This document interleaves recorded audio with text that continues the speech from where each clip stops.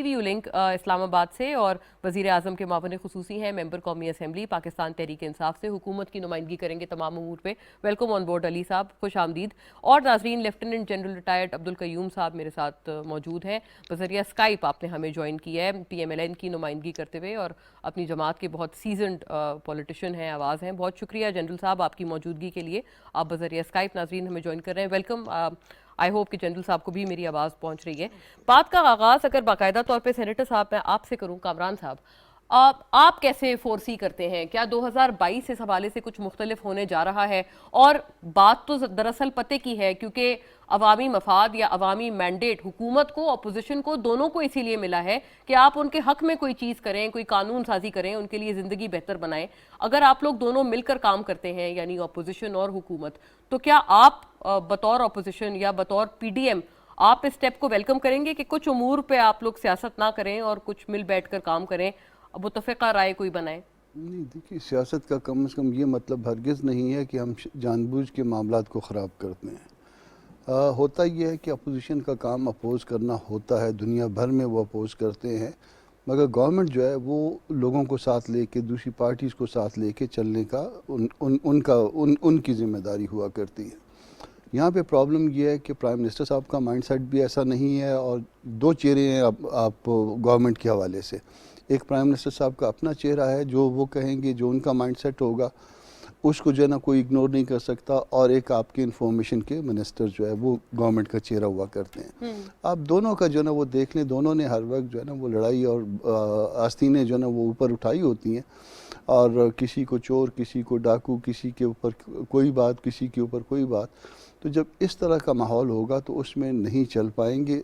आप छोड़ दीजिए कि अपोजिशन का जो है ना वो नैरेटिव क्या था इनकी गवर्नमेंट के बारे में, इनके इलेक्ट हो के आने के बारे में, अच्छा था, दुरुस्त था या गलत था, एक मिनट के लिए उसको इग्नोर कर लीजिए। मगर कोई शख्स जब गवर्नमेंट में या कोई पार्टी जब गवर्नमेंट में आ जाती है तो उसको चाहिए ये होता है कि वो अपने लिए ऐसा माहौल पैदा करे जिसमें वो काम करके बताए।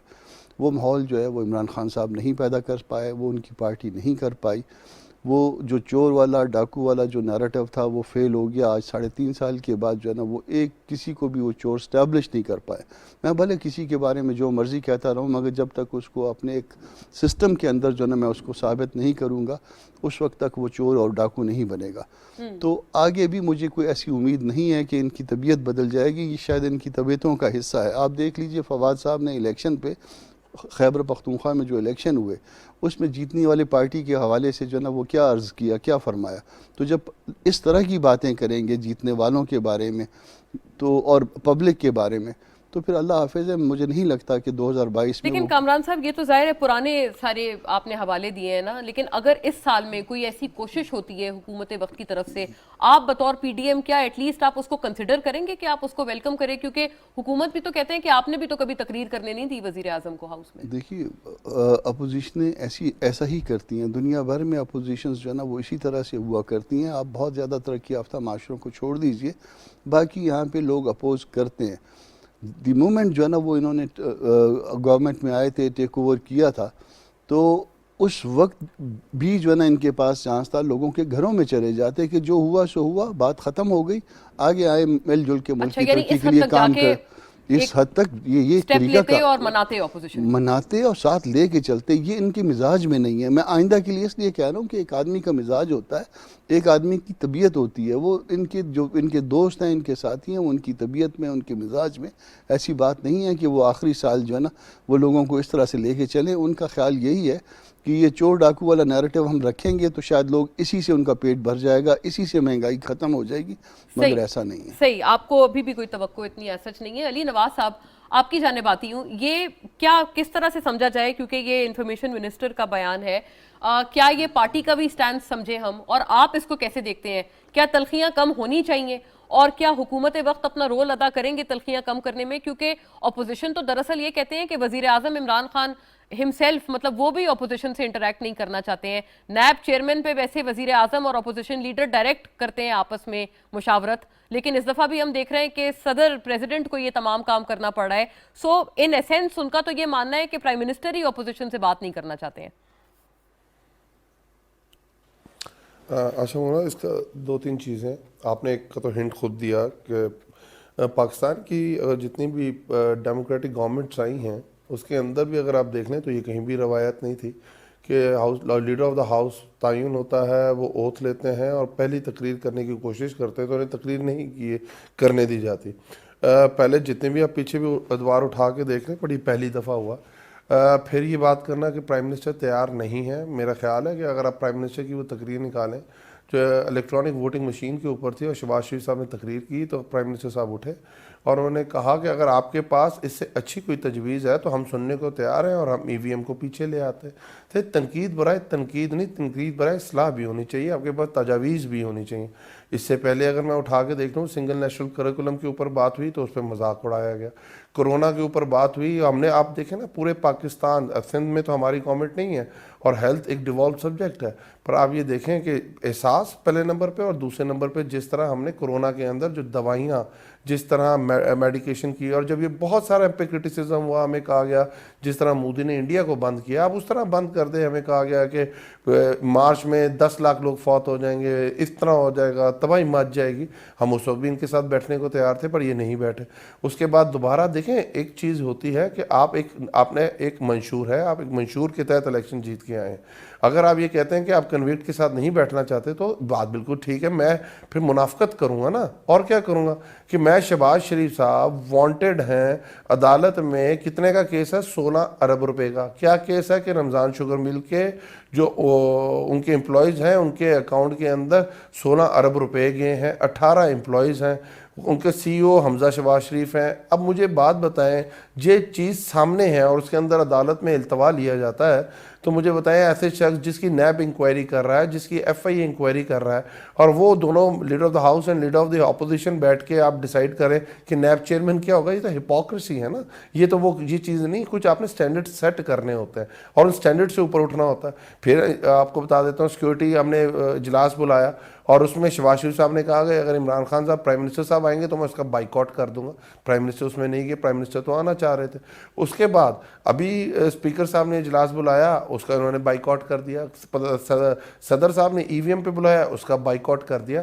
اگر آپ یہ سمجھتے ہیں، دیکھیں آپ نے اپنے آپ کو اگر کلیئر کرانا ہے وہ عدالتوں سے کرانا، آپ آئیں تنقید کریں، تجاویز لے کے آئیں، اصلاحات لے کے آئیں، ہم تو اصلاحات کی بات کر رہے ہیں۔ آپ نے 2017 میں الیکشن ریفارمز ایکٹ کیا، خود ہی آپ اس کے اندر لے کے آئے آر ٹی ایس اور خود ہی اس کا تنقید کا نشانہ بنا رہے ہیں، اس میں تحریک انصاف کا تو کوئی رول نہیں تھا، تحریک انصاف نے تو اس کا بائیکاٹ کیا تھا۔ اگر ہم کہتے ہیں اوورسیز پاکستانیز کو ہم نے ووٹنگ رائٹ دینا ہے تو مجھے بتائیے گا مونا کہ اس میں ہم کوئی غلط بات کر رہے ہیں؟ اور آپ کہتے ہیں اوورسیز پاکستانی اگر $32 ارب پاکستان کو بھیجتے ہیں اور پاکستان کی اکانومی کو سٹیبل کرتے ہیں تو آپ کہتے ہیں ہم ان کو رائٹ نہیں دینا، ہم ان کا رائٹ اسٹیبلش نہیں کرنا۔ ہوگی کہ اگر اپوزیشن لیڈر پہ بڑے بڑے کیسز ہیں اور وہی فیصلہ کریں کہ نیب کا چیئرمین کون ہوگا، لیکن ابھی ایز وی اسپیک یہی تو ہو رہا ہے کہ پریزیڈنٹ اس میں آ کر وہ ایک انٹرمیڈیٹ رول ادا کر رہے ہیں اور یہ جو آپس میں نام آ رہے ہیں وہ اپوزیشن لیڈر کی طرف سے تو آ رہے ہیں، ابھی بھی یہی ہو رہا ہے۔ تو اگر یہ ڈائریکٹ وزیر اعظم اور اپوزیشن لیڈر بیٹھ یہی جاتے تو میں کہہ رہا ہوں نا، میں انٹریکشن کی بات ہو رہی،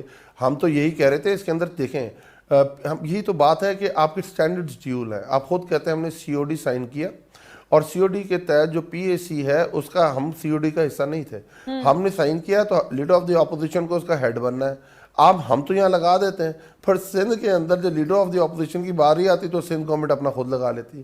یہ کبھی روایات کے پیچھے چھپتے ہیں، کبھی جمہوریت کے پیچھے چھپتے ہیں، کبھی اصلاحات کے پیچھے چھپتے ہیں۔ بیسیکلی ان کے پاس کوئی ایجنڈا ہی نہیں ہے کہ ہم نے پاکستان کو آگے کس طرح لے کے جانا ہے، ہم نے کس طرح تنقید برائے اصلاح کرنی ہے۔ اگر یہ کام 35 سال ان لوگوں کی دونوں کی مشترکہ گورنمنٹ رہی ہے اس کے اندر صحیح ہو گیا علی صاحب، تو یعنی کہ یہ تلخیاں 2022 میں پھر ابھی تو یہی لگ رہا ہے کہ کم نہیں ہو پائیں گی، وہی یوزول رہیں گی۔ نہیں بالکل ہے، دوبارہ ہم ان کو کال کریں گے، دوبارہ ان کو مدعو کریں گے، آئیں دوبارہ بیٹھیں، دوبارہ اس کے پی ایم ڈی اے ہم لا لے کے آئے، ہم نے ان کو دوبارہ کہا ہے آئیں بیٹھیں، بیٹھ کے بات کرتے ہیں۔ یہ پہلی دفعہ ہوا ہے کہ لا لانے سے پہلے اسٹیک ہولڈرز کے ساتھ اسے شیئر کیا گیا، اس میں تجاویز مانگی گئی، پر اگر آپ صرف تنقید کرنا چاہتے ہیں، آپ تنقید بھائی اصلاح نہیں کرنا چاہتے تو اس کا تو کوئی حل نہیں ہے۔ صحیح جنرل صاحب، ابھی تو ہم بات یہی کر رہے ہیں کہ دراصل کس نے یہ پہل کی اور کس کی وجہ سے اپوزیشن یا گورنمنٹ کس کی وجہ سے یہ ماحول اتنا خراب ہوا۔ 2022 میں کیا توقع ہے آپ کی جنرل قیوم؟ اور یہ جو ابھی بات کی کہ اپوزیشن لیڈر دراصل وہ NSC کی میٹنگ میں اس لیے نہیں آئے تھے کہ انہوں نے کہا تھا کہ اگر پرائم منسٹر ہوں گے تو وہ نہیں آئیں گے، ورنہ پرائم منسٹر آنا چاہتے تھے. ابھی علی صاحب کی آپ نے بات سنی، کیا یہ بات درست ہے؟ آپ اس کو کرتے ہیں ایڈمٹ؟ دیکھیے، everything that happens or does not happen in a country, اس کی جو رسپانسبلٹی ہے وہ حکومت کے اوپر آتی ہے.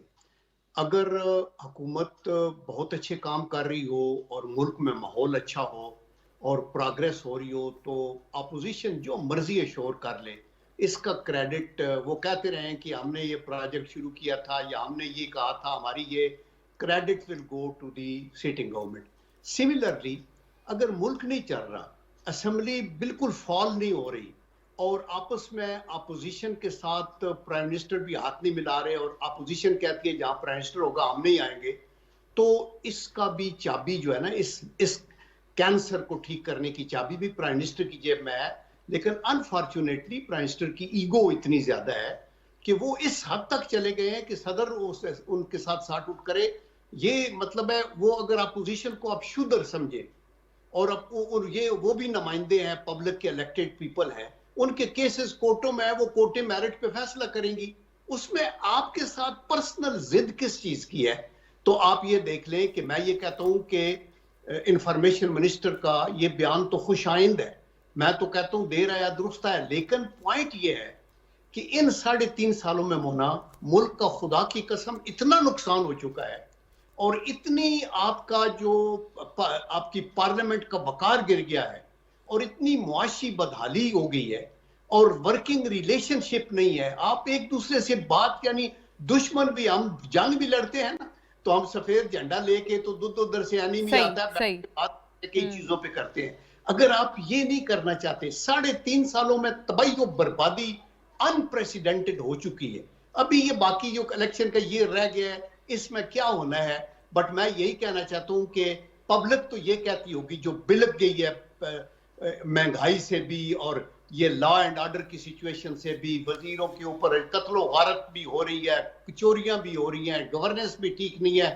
پنجاب آپ کا سب سے بڑا صوبہ ہے جو کئی ملکوں سے بڑا ہے، وہاں کی حالت اغزار آپ دیکھ رہے تو وہ بڑا اچھا کسی نے کہا تھا نا کہ میرے قتل کے بعد تم نے جفا سے توبہ، ہائے اس زود پشیماں کا پشیماں ہونا. یعنی مطلب یہ ہے کہ اب تو پانی بہت گزر گیا ہے. تو ہر حال ابھی بھی اگر وہ ٹھیک ہو جائیں تو اگلا آپ ویلکم کریں گے؟ آپ کو لگتا ہے کہ یہ ویلکم کرنا چاہیے اپوزیشن کو؟ لیکن ایسا ویلکم ضرور کرتے ہیں لیکن ان تلوں میں تیل نہیں ہے. میں آپ کو بتا رہا ہوں کہ یہ کبھی بھی سیریس نیسس میں نہیں اگر ہوتی تو ابھی تک سچویشن بہت مختلف ہوتی. ٹھیک ہے، رائٹ. 2022 میں ویسے کیا ایسا بدلے گا علی نواز صاحب؟ یہ کورٹ فیصلہ کرے گی. ابھی آپ نے کہا بڑے بڑے کیسز چل رہے ہیں کورٹس میں، یہ بھی ایک بڑا اہم سوال ہے کہ وہ چلتے رہے نا کورٹس میں. آپ جیسے ابھی اٹارنی جنرل کو انسٹرکٹ کیا ہے وزیر اعظم نے کہ نواز شریف صاحب کو واپس لانے کے لیے کوئی چارہ جوئی کی جائے. ایک تو یہ فرمائیے گا کہ 2 سال سے آپ لوگ کیوں اس حوالے سے خاموش رہے؟ آپ لوگ کورٹس کے پاس کیوں نہیں گئے اور اب کیوں جا رہے ہیں؟ اور دوسری بات یہ کہ کورٹس کو ان کا کام کرنے دیں سائملٹینیسلی. آپ کچھ ایشوز کے اوپر تو حکومت اپوزیشن کو ساتھ لے کر چلے یا پھر پرائم منسٹر خود اپروچ کریں اپوزیشن لیڈر کو، جیسے ابھی کامران صاحب بھی کہہ رہے تھے کہ آپ گھروں میں جا کر منا سکتے ہیں انہیں، اگر آپ ولنگ ہیں، واقعی چاہتے ہیں کہ وہ مانیں اور آپ کے ساتھ مل کر کام کریں. اچھا مونا، میں اس پہ آتا ہوں. مجھے اچھا لگا جنرل صاحب کو، انہوں نے پارلیمنٹ کی تکریم کی بات کی. جنرل صاحب نے مشرف ایرا میں سرو کیا ہوا ہے اور اس میں کوئی ڈیموکریسی اور جتنی پارلیمنٹ کی عزت تھی وہ تو سب کو پتہ ہی ہے. پر دوسری طرف اگر انہوں نے خدا کی قسم کھا کے کہا کہ ملک تباہی کی طرف چلا گیا ہے، مجھے تو اللہ جان تو اللہ کو دینی ہے، ہم نے کسی پارٹی کے ہیڈ کو تو دینی ہی نہیں ہے. تو ہمیں سچی بات کرنی چاہیے. ہمیں جہاں پاکستان ملا تھا اور جہاں آج پاکستان ہے، اب میں اس کی تھوڑی سی ڈیٹیلز دے دیتا ہوں. اگر کوئی یہ سمجھتا ہے بندہ کہ پاکستان کسی دنیا سے الگ بیہیو کرے گا، آپ پاکستان کی اکانومی کو، پاکستان کی معیشت کو، پاکستان کے ہیلتھ سسٹم کو، پاکستان کی پولیسنگ کو، پاکستان کی اسٹریٹجی ایشوز کو بہت اچھا چھوڑ کے چلے گئے تھے، تو میرا خیال ہے خواب خرگوش سے اٹھ جائیں اور دنیا کی حقیقت جانیں. یہ پاکستان ہے جب ہمیں ملا تھا تو اس وقت پاکستان کی جو اکانومی کا یہ اشر تھا کہ پاکستان کی 74 سالہ تاریخ میں اتنا کرنٹ اکاؤنٹ ڈیفیسٹ نہیں تھا جتنا نون لیگ کی گورنمنٹ چھوڑ کے گئی تھی کہ $20 ارب کا. ان کو نون لیگ کو IMF کے پاس جانا پڑا تھا جب پیپلز پارٹی صرف $2.5 अरब کا کرنٹ اکاؤنٹ ڈیفیسٹ چھوڑ کے گئی تھی. یہ اس سے 100% زیادہ, 100 بھی نہیں, 1000% زیادہ کرنٹ اکاؤنٹ ڈیفیسٹ چھوڑ کے گئے تھے. اس کے بعد یہ کہتے ہیں کہ پاکستان بہت تباہی حال ہو گیا.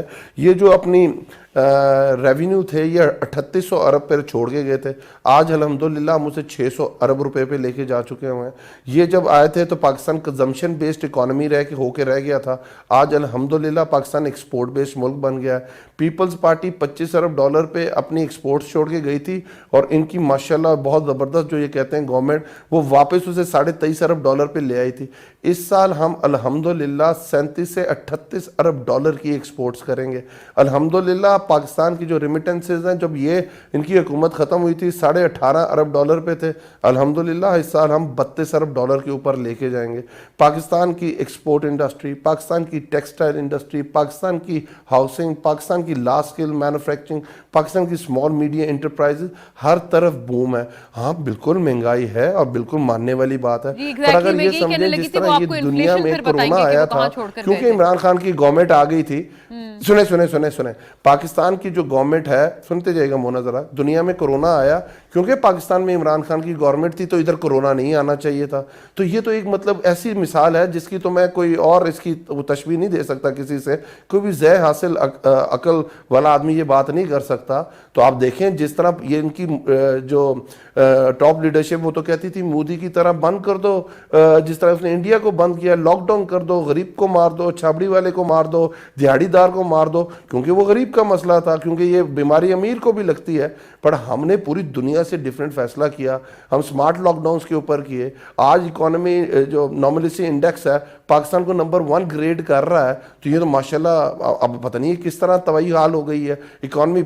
پاکستان کا 2800 کلومیٹر لمبا بارڈر ہے, اور آپ کو پتہ ہے کہ کس طرح اس کو سیو کیا گیا ہے. آپ کو یاد ہوگا جب پچھلی دفعہ وڈرا کیا تھا رشیا نے, اور وہاں سول وار شروع ہو گئی تھی, اور کیا امپیکٹ آیا تھا, 4 ملین افغانس پاکستان آئے تھے.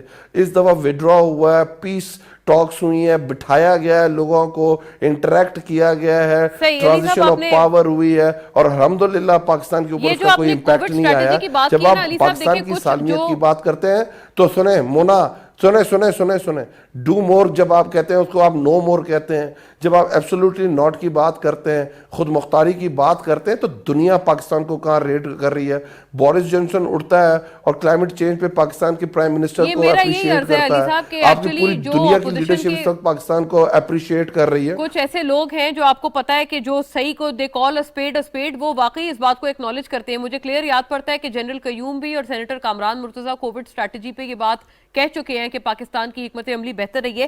لیکن یہ ایک بڑا پرٹیننٹ سوال ہے کہ نواز شریف صاحب کی اور یہی لوگ, مونا ذرا سنیے گا, یہ آج سے 1 سال بعد جو انشاءاللہ تعالیٰ اگلے الیکشن ہوں گے, یہ اس چیز کو بھی مانیں گے کہ پاکستان کی اکانومی کی صحیح سمت آ گئی ہے, صحیح ڈگر پہ ڈال دیا گیا ہے, یہ بھی مانیں گے. اور کہیں گے کہ جو ڈار اکنامکس تھی, آپ کو لگتا ہے کہ وہ یہ بات ایڈمٹ نہیں کرتے کہ اکانومی کے کچھ نمبرز بہتر ہوئے. لیکن یہ جو نواز شریف صاحب کے حوالے سے سوال ہے, میں اس کی طرف لوٹوں گی آپ کی طرف, کہ 2 سال بعد آپ کیوں قانونی چارہ جوئی اس کے حوالے سے کر رہے ہیں. اور سینیٹر کامران مرتضیٰ آپ بہت اکلیمڈ لائر خود بھی ہیں, جناب نواز شریف کی واپسی کے حوالے سے یہ ایک بڑا اہم سوال ہے. آپ کو لگتا ہے کیونکہ پی ڈی ایم کو لیڈ کر رہی ہے اس وقت جے یو آئی, آپ نے یہ بھی آج کہا ہے, مولانا صاحب نے آج کہا ہے 23 مارچ کو مارچ بھی ہوگا, اتنا دور دراز سر آپ نے مارچ کیوں رکھا ہے؟ اگر اتنی پرابلمز ہیں جیسے آپ خود آئیڈینٹیفائی آپ نے کیے ہیں, آپ نے اتنا دور دراز مارچ رکھا ہے؟ پہلے تو ایک بات کلیئر کر دوں کہ میں نے یہ نہیں کبھی کہا کہ حکمت عملی گورنمنٹ کی بہتر رہی ہے. میں نے آپ کے ساتھ یہ شاید کہا ہوگا کہ یہاں پہ لوگ نماز پڑھتے ہیں, صاف ستھرا رہتے ہیں, وضو کرتے ہیں 5 وقت میں, اس لیے ان کی ریزسٹنس جو ہے نا وہ بہتر ہے. تو اس لیے اللہ پاک نے یہاں پہ کرم زیادہ کیا ہے, اس میں کوئی گورنمنٹ کا کوئی کمال نہیں تھا شاید. اچھا اب آ گئی نواز شریف والی بات. نواز شریف والی بات جو ہے, یا یہ اس میں یہ جو بات آپ کر رہی ہیں 23 مارچ والی بات, تو 23 مارچ کو پہلے لے لیتے ہیں. دیکھیے اس وقت کون سا موسم چل رہا ہے, اس وقت چل رہا ہے آپ کا جنوری میں اسلام آباد لے کے آنا, آپ کے یہاں صوبہ خیبر پختونخوا سے, بلوچستان سے, پنجاب سے اسلام آباد لے کے آنا, تو اسلام آباد سرد ہے. ہم نے ایک دفعہ یہ ایکسپیرینس آلریڈی کیا ہوا ہے. مجھے یاد ہے کہ جب یہاں پہ ہمارا جو آزادی مارچ آزادی مارچ تھا, اور بہت بڑا مارچ تھا وہ, اور وہ اس میں اس کو اس طرح سے بھی آپ کریڈٹ دیجئے کہ اس میں ہم نے کوئی جو ہے نا کوئی ایک چیز بھی نہیں ٹوٹی تھی. یہ ہم نے اسٹیبلش کیا تھا کہ مذہبی جماعتیں بھی جو ہے نا بہت خوبصورتی سے ڈیمانسٹریٹ کر سکتی ہیں اپنا احتجاج وغیرہ. تو اس میں مجھے یاد ہے کہ اس میں ایک دن ایک رات کو ہمارے ساتھی سارے جو ہے نا کھلے آسمان کے نیچے تھے اور تیز بارش ہوئی تھی, سخت تیز بارش ہو رہی تھی اور میں اپنے بستر پہ بے چین تھا کہ میرے پاس گھر تھا. تو یہ اب یہ سارا کچھ چونکہ انسانی ضروریات ہیں, انسان کے ساتھ یہ ساری چیزیں لگی ہوئی ہیں, تو ان چیزوں کو دیکھ کے پھر اس کے بعد بعض فیصلے کرنے پڑتے ہیں. جنوری میں فیزیبل نہیں تھا, دسمبر میں فیزیبل نہیں تھا. پھر آپ نے جب آپ کامران صاحب آپ کو یاد پارٹیوں ہوگا کے اس میں پرائم منسٹر عمران خان نے بھی کہا تھا کہ وہ جو سردی میں آپ کے ورکرز ہیں ان کو فوری طور پر امداد اور جو بھی ان کے لیے کر سکتے ہیں وہ کیا جائے. آپ اس بات کو اکنالج کرتے ہیں کہ یہ اچھا جسٹر وہ ہمارا ایک اپنا سسٹم موجود ہے, وہ ہم کو کسی کی امداد اس کے لیے نہیں چاہیے ہوتی. ہم نے اپنے طور پہ جو ہے نا وہ جو ہم کر سکتے تھے وہ لیکن انہوں نے تو آفر کیا نا ایٹ لیسٹ اس بات کے لیے. مجھے معلوم نہیں ہے کہ انہوں نے آفر کیا. انہوں نے ٹویٹ بھی کیا تھا. مجھے نہیں معلوم کہ انہوں نے ٹویٹ کیا تھا. بہرحال یہ جو اسٹریٹجی ہے یہ 23 مارچ والی, یہ دو چیزوں کے اوپر ڈیپینڈ کرتی ہے. پہلی بات کہ آپ پارٹیوں کا اتحادوں کا مجموعہ ہے, آپ نے دوستوں کے ساتھ اپنی دوسری پارٹیوں کے ساتھ جو بھی فیصلہ کرنا ہے مل جل کے ایک دوسرے کی رائے کا احترام کرتے ہوئے کرنا ہے. دوسرا آپ نے جو ہے نا موجود حالات کو جس میں موسم بھی شامل ہے اس کو مد نظر رکھنا ہے. تو اس لیے جو ہے یہ 23 مارچ والا فیصلہ ہے. اور ویسے بھی 23 مارچ پاکستان کے لیے, پاکستان کی تاریخ کے حوالے سے ایسا دن ہے کہ جس کو ہم اس کے ساتھ ملا کے جوڑ کے اور اپنے جو کچھ ہماری سوچ ہے اس کے ساتھ جو ہے ملا کے ہم بہتر جو ہے نا وہ آپ کے سامنے چیزیں لا سکتے ہیں. جنرل صاحب یہ جناب نواز شریف کا سوال میں آپ ہی کی طرف لاتی ہوں, اس سے پہلے میں کسی اور کی طرف لے جاؤں کہ پہلے آپ ہی کی جماعت نے یہ امپریشن دیا کہ جنوری میں آ رہے ہیں, پھر شاہد خاقان صاحب نے کہا کہ اس وقت جماعت چاہتی ہے کہ وہ وہیں رکیں. تو ایکچوئل کیا بات ہے؟ اور یہ حکومت تو کہہ رہے ہیں کہ اب وہ خود کوئی کورٹس وغیرہ جائیں گے اور کوئی ان کی واپسی کا انتظام کریں گے. گارنٹی تو کیونکہ شہباز شریف صاحب نے لی ہے. دیکھیں نواز شریف صاحب جب آنا چاہیں وہ آ سکتے ہیں. ان کا مسئلہ تو صرف وہ ٹریٹمنٹ والا تھا نا جس کی وجہ سے, اور ابھی کوئی اس کے اوپر اتھینٹک تو پارٹی کا بیان نہیں آیا. پارٹی نے تو یہی کہا, اور میں تو اپنے ذاتی طور پہ بھی یہ کہتا ہوں کہ اٹ از بیٹر کہ وہ ادھر آ جائیں اور ادھر آ کے بے شک پابند سلاسل بھی ہو جائیں, پھر بھی پارٹی کو بھی اور ملک کے لیے بھی فائدہ ہوگا. ہوویور اس کے اوپر وہ آئیں گے اس وقت ہی جب ان کا مطمئن ہو گئے اپنے علاج سے, اور یہاں آ کے تو وہ اپنے کیسز کو فیس کریں گے, اور کسی قسم کی کوئی وہ کہتے ہیں نا ڈیل ہو جائے گی, یہ ہو جائے گا, دیر از نو کوشچن. اور جن عدالتوں نے ان کو پنشمنٹ دی ہے وہی عدالتیں اگر ان کو ریلیف دیں گی تو ان کو ریلیف مل سکے گی, ادروائز تو اور کوئی نہیں دے سکتا. ایک تو یہ بات. دوسری دیکھیں میرے امان بھائی نے یہ کہا کہ ہماری, انہوں نے بہت سی باتیں مطلب ہے کہا کہ ہم نے کہا ایبسولوٹلی ناٹ, تو یہ وہ دیکھیں ایبسولوٹلی ناٹ سے لوگوں کے پیٹ کے اندر خوراک نہیں چلی گئی. آپ یہ ملک کی حالت دیکھیں نا, ابھی ہم باتوں میں تو بے شک جو مرضی ہے لمبی تقریر آپ کرتے رہے, آپ کو size of the economy $315 billion ملا تھا جو ابھی $280 بلین ہے. پر کیپیٹل انکم جو $1600 تھی وہ ابھی آپ کی 1200 تقریباً وہ ڈالر ہے. آپ کی جی ڈی پی 5.8 تھی وہ اس کی کا, آپ کی انفلیشن کا ریٹ جو ہے فوڈ کا 2% تھا صرف, اور ادروائز 4% تھا, وہ آپ دیکھیں ڈبل ڈیجٹ کے اندر ہے. ہم تو دعا کرتے ہیں کہ اللہ تعالیٰ ان چیزوں پہ کنٹرول آئے. یہ جو پینڈیمک ہے اس کا ضرور امپیکٹ ہوا ہوگا, لیکن یہ امپیکٹ بھی ان کا 1.5 سال پہلے تو یہ چینج کرتے رہے اور اس وقت سے یہ تباہی شروع ہے, اور ابھی تک. ابھی آپ دیکھیں اس پینڈیمک کا کیا تعلق ہے کہ آپ نے 4 فائنانس منسٹر بدلے ہیں یا سی بی آر کے 6 بدلے. دیکھیں پالیسیز میں کنٹینیوٹی بھی ہیلپ کرتی ہے ہمیں. میں یہ کہتا ہوں اور ایک سنسیئرٹی کے ساتھ کہتا ہوں کہ اگر اللہ تعالیٰ کرے حکومت جو بھی ہو, عمران خان صاحب کی ہو, وہ کامیاب ہوگی تو پاکستان آگے چلے گا. آپ یہ دیکھیں کہ جہاں تک ملنے ملانے کا تعلق ہے, یہ نیشنل ایکشن پلان کے اندر عمران خان صاحب اس وقت بھی ٹاکنگ ٹرن پہ نہیں تھے, میاں صاحب کے لے کر ریکویسٹ کر کے بلایا گیا اور ان کو بلا کے بعد میاں نواز شریف صاحب ان کے گھر پہ بھی گئے, کفر کا پفٹی یہاں جو گھر ہے اس کی گھر بھی چلے گئے. دیکھیں ایگو کا اور انا کا مسئلہ آپ قومی سطح پہ جب آپ, یہ بڑی امپورٹنٹ ایک مثال دی ہے علی صاحب یہ جنرل صاحب نے کہ نیشنل ایکشن پلان میں ٹاکنگ ٹرمز نہ ہونے کے باوجود بھی ساتھ ملایا گیا تھا. اس کا کوئک جواب دیں پھر میں وائنڈ اپ کروں سیگمنٹ. اور یہ نواز شریف صاحب کی واپسی پہ آپ کو نہیں لگتا حکومت کو پہلے جانا چاہیے تھا کورٹ وغیرہ؟ دیکھیں اس کے اوپر میں یہ کہنا چاہتا اچھا ہوں میں کہ یہ جو جنرل صاحب کی ایفیڈیوٹ بات ہے کر لیتا ہوں، اس ملک کے صاحب کی اندر بات کر لکھا لیتا ہوا ہوں. ہے، انہوں نے آپ اس کو کہا غور سے بالکل پڑھیں ٹھیک بات تو کی جی انہوں نے کہ یہی جو کہا قومی تھا سطح کے کہ جب فیصلے ان ہوتے کا ہیں رائٹ جنرل صاحب یور پوائنٹ از میڈ سر. میں اور ہماری کنکلوڈ کر رہی ہوں بالکل یہ ہماری لاسٹ جو لائنر ان سے اپوزیشن علی رہی ہے صاحب سے لے اسپیشلی کے نون سی لیگ آپ ہی کے کی دور بات میں، کا اور یہ جواب. ہم نے چیز ثابت کی ہے. اسحاق ڈار صاحب نے 0.6% ٹیکس لگایا تھا وڈرال کے اوپر. ہم ایز این اپوزیشن ہمیں تنقید کرنی چاہیے تھی. پارلیمنٹ کے فلور پہ اسد عمر صاحب کھڑے ہوئے اور انہوں نے کہا کہ ہم ڈاکومنٹیشن آف دی اکانومی چاہتے ہیں اور آپ نے جو ٹیکس ٹھیک لگایا پر اس کی پرسنٹیج 0.303% کرتے ہیں اور یہ چیز مانی گئی. جنرل صاحب کو شاید وہ ایک چیز بھول گئی کہ یمن فوج بھیجنے کا مسئلہ آیا تھا، ہم اپوزیشن میں تھے، ہم دھرنے کے اندر تھے اور ہم نے وہ دھرنا ختم کر کے پارلیمنٹ کے اندر گئے تھے اور ان کا ساتھ دیا تھا، جس کی وجہ سے پاکستان جو پراکسی وارز لڑتا رہا ہے پاکستان کے اندر وہ اس کا خاتمہ ہوا تھا.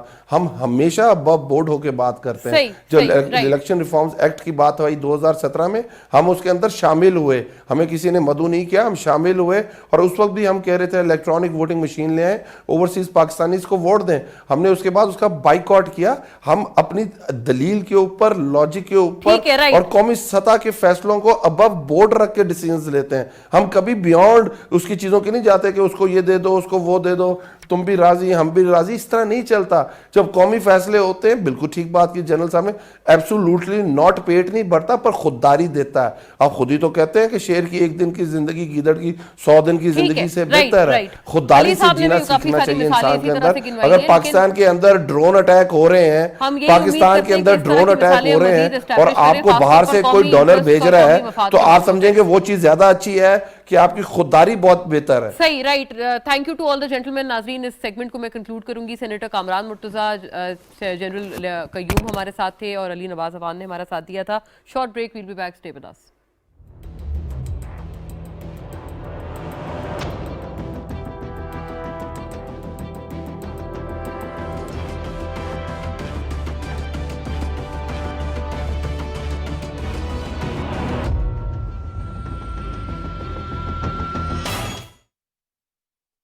میرا اور میرے جیسے 24,000 سے زائد لوگوں کی آنکھوں کا مفت علاج. میرا اور 73,000 سے زائد لوگوں کی مفت سرجری. میرا اور 90,000 سے زائد لوگوں کا مفت ڈائلیسس. میری امی کی طرح 31,000 سے زائد لوگوں کے دل کا مفت علاج.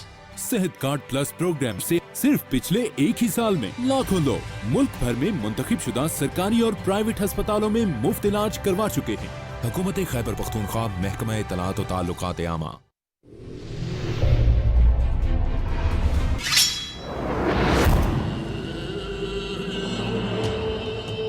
قلعہ فتح کرنے سے پہلے بہت سے ایسے بھیڑیے ہیں جن سے نمٹنا ہے.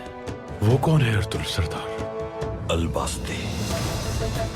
ہم لڑتے رہیں گے ترکوں سے جب تک انہیں یہاں سے نکال نہیں دیتے.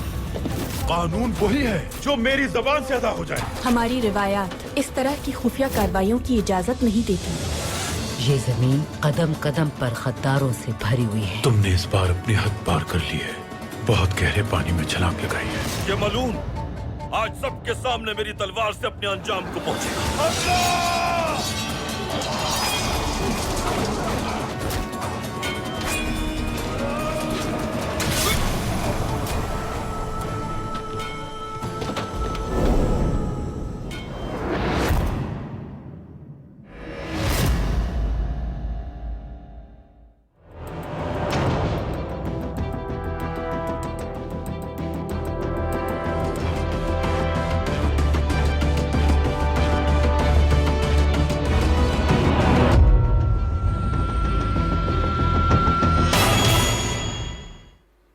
ویلکم بیک ناظرین. اگلے سیگمنٹ کی بات کرتے ہوئے تھوڑا مہنگائی اور اس وقت جو فائنینشیل اس وقت سچویشن ہے پاکستان کی، اس حوالے سے اسیس کرتے ہیں.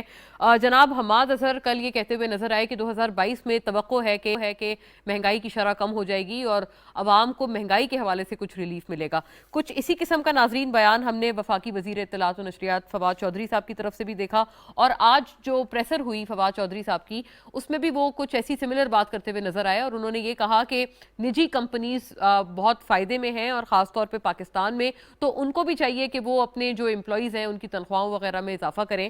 اور ایک تو پوری سچویشن پہ آبویسلی ناظرین بات کریں گے, اور ساتھ ساتھ یہ جو فائنانس ترمیمی بل ہے یا اسٹیٹ بینک آف پاکستان کا جو ایک امینڈمنٹ بل ہے جو اس وقت پارلیمنٹ میں ٹیبل کر دیا گیا ہے, اب اس پہ ووٹنگ وغیرہ ہونی ہے ان دا کمنگ سیشنز, اس کے بارے میں بھی بات کریں گے کہ جو آن گوئنگ IMF پروگرام ہے اس کے لیے یہ تمام چیزیں کتنی اہم ہیں, اور اس پورے کے حوالے سے جو ایک کرٹیسزم ہے گیا اس میں جو حکومت اپنے آبجیکٹیوز بتا رہے ہیں تمام میں کیا ریشنل ہے. اور ناظرین اس سیگمنٹ میں I am joined by none other than جناب شبر زیدی, مایا ناز فائنینشیل ایکسپرٹ ہیں, آپ سینئر اکانومسٹ ہیں. ویلکم آن بورڈ شبر صاحب, فارمر چیئرمین FPR, مجھے بذریعہ اسکائپ جوائن کر رہے ہیں. شبر صاحب, آپ کا پہلا انیشل ریئیکشن اس وقت کیا دراصل صورتحال ہے, اور یہ تمام جو ترمیمی بلز ہیں کہتے تو یہ ہیں کہ صرف لگژری آئٹمز پر یا امپورٹ کرٹیلمنٹ کے اوپر یہ تمام ڈیوٹیز عائد کی ہیں, لیکن جو مشکل فیصلے ہیں سر ٹیکسیشن بڑھانے کے حوالے سے, وہ ابھی تک کیا ہمیں نظر آئے ہیں کہ حکومت نے کیے ہیں؟ بسم اللہ الرحمن الرحیم. تھینک یو, آپ نے مجھے موقع دیا.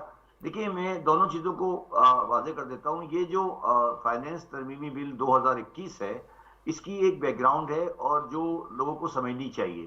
جو ورلڈ بینک ہے اور جو بھی لوگ ٹیکس کو سمجھتے ہیں, کم از کم ویلیو ایڈڈ ٹیکس کو یا اسٹیٹ ٹیکس کو سمجھتے ہیں, وہ یہ جانتے ہیں کہ جو اس میں ایگزیمپشنز کے آئٹم ہوتے ہیں اور زیرو ریٹنگ آئٹم ہوتے ہیں یہ پورے سسٹم کو ڈسٹرب کرتے ہیں اور اس سے ٹیکس کا انسیڈنس لوگوں میں بڑھ جاتا ہے, تو اس کو صحیح کرنا ہوتا ہے. تو ورلڈ بینک اور ہم لوگ بھی جو ٹیکس کو تھوڑا بہت جانتے ہیں وہ لوگ اس بات پہ بہت اصرار کرتے رہے ہیں کہ یہ جو ایگزیمپشنز ہیں بلا وجہ کی اور لگژری آئٹم پہ یہ ختم کی جائیں. تو ورلڈ بینک نے تقریباً 100 آئٹم آئیڈینٹیفائی کی تھی جو انہوں نے کہا ہے کہ یہ ختم کی جائیں. تو یہ بجٹ 2021 میں آنا تھا اور اس وقت یہ ڈیفر کی گئی تھی, تو اب یہ 2021 کے سپلیمنٹری بل میں آئی ہیں اور تقریباً ان سے جو ایکسپیکٹڈ ارننگ ہے وہ تقریباً 350 کے قریب ہے. اور یہ اس میں سے تقریباً 2 بلین کے آئٹم ایسے ہیں, 4-5 آئٹم ایسے ہیں جو آپ کہہ سکتے ہیں کہ عام آدمی کے استعمال میں ہیں, مگر باقی جو تمام آئٹم ہیں وہ ایک لگژری آئٹم کہہ لیں یا وہ ایکسپینسو آئٹم کہہ لیں, جو چیز عام آدمی کے استعمال میں نہیں آ رہی ہے, تو وہ اس پہ لگا ہے یہ سیل ٹیکس. اور میرا خیال ہے لگنا چاہیے. اگر کوئی آدمی امپورٹڈ ویجیٹیبل کھانا چاہتا ہے, امپورٹڈ پھل کھانا چاہتا ہے, امپورٹڈ مکھن کھانا چاہتا ہے, امپورٹڈ چیز کھانا چاہتا ہے, تو اس پہ سیل ٹیکس لگنا چاہیے, اس کو ٹیکس دینا چاہیے. تو یہ اس کی بنیادی ہے. جیسے اگر اس میں گورنمنٹ کو چاہیے کہ اپنی چیزوں کو صحیح طرح واضح کرے, جیسے اس میں لوگوں نے یہ اس کو غلط سمجھا, اور میں نے ایک بڑے معروف سینیٹر PMLN والوں سے یہ سنا کہ دواؤں کی قیمت پہ سیل ٹیکس لگا دیا گیا ہے. یہ بالکل غلط ہے. دواؤں پہ الٹا ہے, دواؤں پہ سیل ٹیکس کم کر دیا گیا ہے. اس کا پہلے ایگزیمپشن تھا, اب اس کو زیرو ریٹ کر دیا گیا ہے. اور مونا زیرو ریٹ کا مطلب یہ ہوتا ہے کہ جو ان پٹ ٹیکس آپ نے دیا ہے وہ آپ کو واپس مل جائے گا.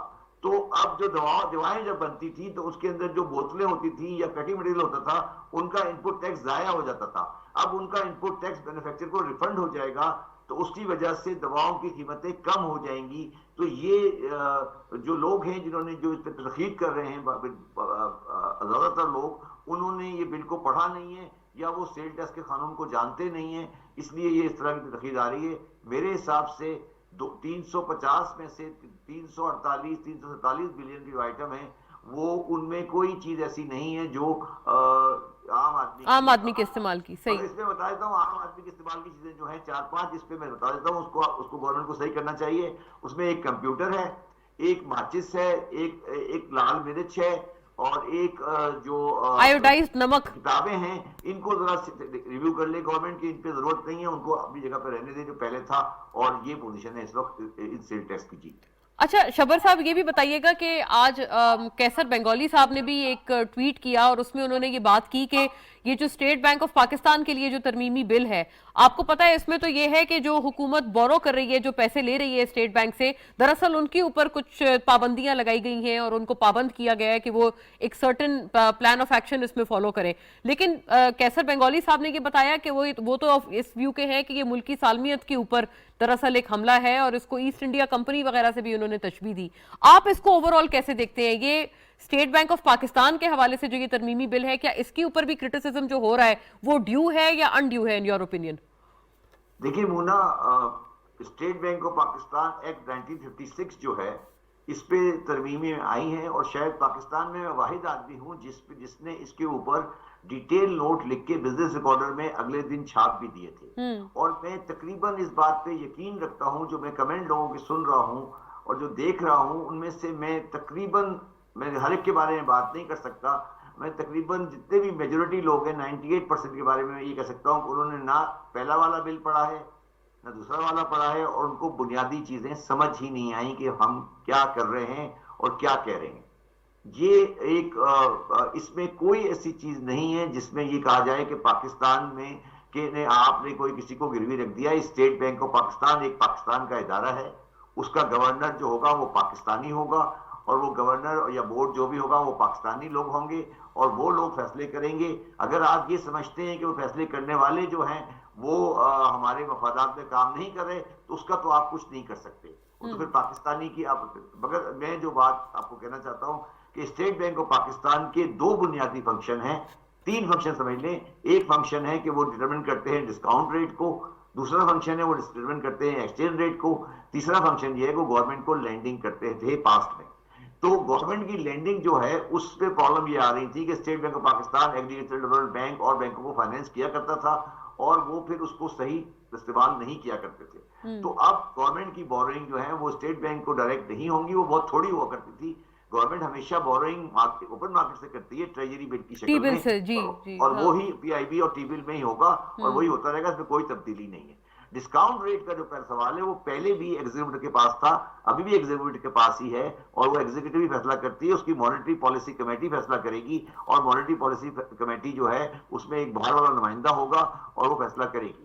تیسری بات جو ہے وہ یہ ہے کہ اسٹیٹ بینک آف پاکستان اور جو منسٹر آف فائنینس ہے اس کے اندر کلوز کوارڈینیشن ہوگا.